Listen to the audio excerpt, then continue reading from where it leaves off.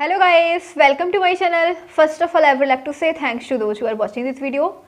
So let's start. हमारा जो topic है वो है क्लास 11 चैप्टर 10 है एंड एक्सरसाइज है 10.3 का क्वेश्चन नंबर 15. सो देखते हैं क्वेश्चन नंबर 15 में क्या दे रखा है. एट फर्स्ट हम क्वेश्चन को रीड करेंगे, देन हम क्वेश्चन को सॉल्व करते हैं. So let's go in question number 15. Question number 15 में दे रखा है the perpendicular from the origin to the line y equals to mx plus c. यानी कि गाइस एक परपेंडिकुलर ड्रॉ किया जाता है कहाँ से, ऑरिजिन से, ठीक है, टू द लाइन, लाइन पर मीट्स एट द पॉइंट, जो इस लाइन पर यहाँ पे मीट हो रहा है, इस पॉइंट पर -1,2 पे. Find the value of m and c. अब हमें क्या करना है, हमें m एंड c की वैल्यू फाइंड करनी है. इसको हम फिगर से समझते हैं.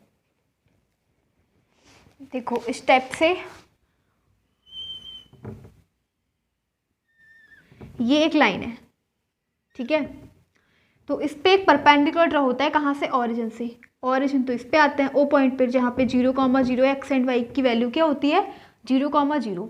एंड ऑरिजिन से एक इस लाइन पर, इस लाइन को हम बोलेंगे y equals to mx plus c, ठीक है. तो ये परपेंडिकुलर ड्रॉ होता है, ठीक है, और किस पॉइंट पर, -1,2 यानी y की वैल्यू 2 एंड x की वैल्यू -1, ठीक है. ये ए पॉइंट पर या फिर m बोल दो, ठीक है, m पॉइंट पर ये परपेंडिकुलर यहाँ पे इंटरसेक्ट, मतलब परपेंडिकुलर है, ठीक है.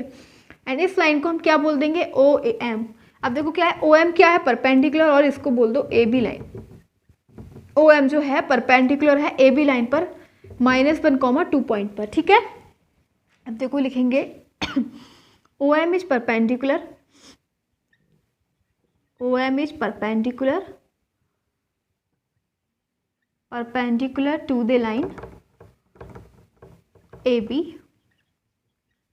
at point -1,2, ठीक है.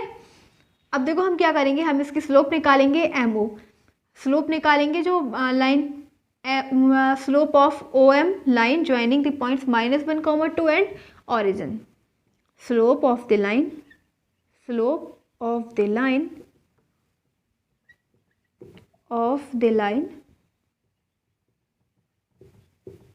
joining the points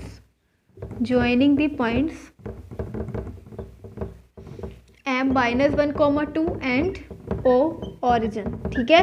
अब स्लोप निकाल देंगे किस किस के बीच में, MO के बीच में, ठीक है, यानी कि -1,2 एंड 0,0.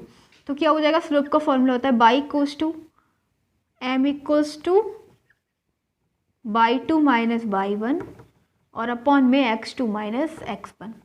तो देखो y2 क्या है, ये है x1 y1, ये x2, ये y2. तो y2 है 0 माइनस, और y1 क्या है 2, अपॉन में x2 माइनस x1. x2 हो जाएगा 0 और माइनस ऑलरेडी यहाँ पे, तो यहाँ पे हो जाएगा प्लस, x1 क्या है 1, तो ये हो जाएगा -2, यानी स्लोप हमारे पास क्या आई -2, ठीक है. क्या आ गई -2. तो एक लाइन की हमारे पास स्लोप -2 आई. और देखो ये वाली जो लाइन है ए बी लाइन, क्या इक्वेशन दे रखी है y equals to mx plus c. तो इस लाइन की स्लोप क्या हो जाएगी, slope of the given line, इसके तो सिंपल से हमें पता है कि m है, ठीक है. इसको कंपेयर करने की भी जरूरत नहीं है, जो भी हमें इक्वेशन दे रखी है y is equal to mx plus c की फॉर्म में दे रखी है, तो ये लिख देंगे m, ठीक है. अब दोनों क्या है, लाइन एक दूसरे के परपेंडिकुलर हैं, ठीक है, ये क्या है परपेंडिकुलर. तो फॉर परपेंडिकुलर के लिए दोनों क्या हो जाएगा, m1 into m2 equals to में -1. तो m1 क्या है -2 और दूसरी लाइन की स्लोप क्या है m इक्वल्स टू में -1.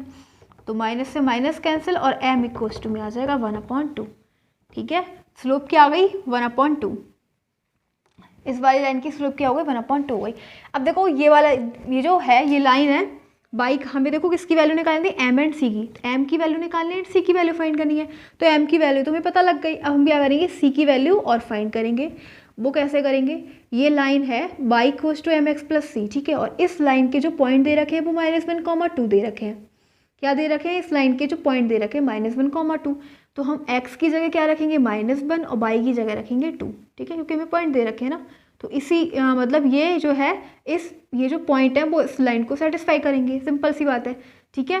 तो -1,2 point lies on the line y equals to m x plus c. तो बाई की वैल्यू क्या है यहाँ पे 2 है और एम की वैल्यू क्या है 1/2 एंड एक्स क्या है, एक्स है हमारे पास -1 प्लस सी। तो ये हो जाएगा एक्स की वैल्यू -1, हाँ ठीक है। अब देखो ये हो जाएगा -1/2, तो 2 सी की वैल्यू निकालनी ना, तो सी हो जाएगा 2 + 1/2 यानी कि गाइस 5/2। ठीक है, सी के आगे हमारे पास 5/2 एंड एम क्या है 1/2। दोनों की वैल्यू हमें पता लग गई। हमें क्या फाइंड करना था, find the value of M and C. M की वैल्यू 1/2, सी की वैल्यू 5/2। तो बस यही हमें फाइंड करना था, क्योंकि ये वाले जो पॉइंट थे, ये जो है एम पॉइंट, ये इसी इक्वेशन में लाई करेगा। ये जो इक्वेशन दे रखी है ना y = mx + c, तो इस इक्वेशन में ये दोनों पॉइंट पुट कर देंगे, क्योंकि ये तो इसको सेटिस्फाई करेंगे ना -1, 2 इस वाली इक्वेशन में। ठीक है, क्योंकि इसके इसी लाइन के पॉइंट दे रखे हैं, तो इन दोनों की वैल्यू लगा देंगे और सी की वैल्यू हमें पता लग जाएगी।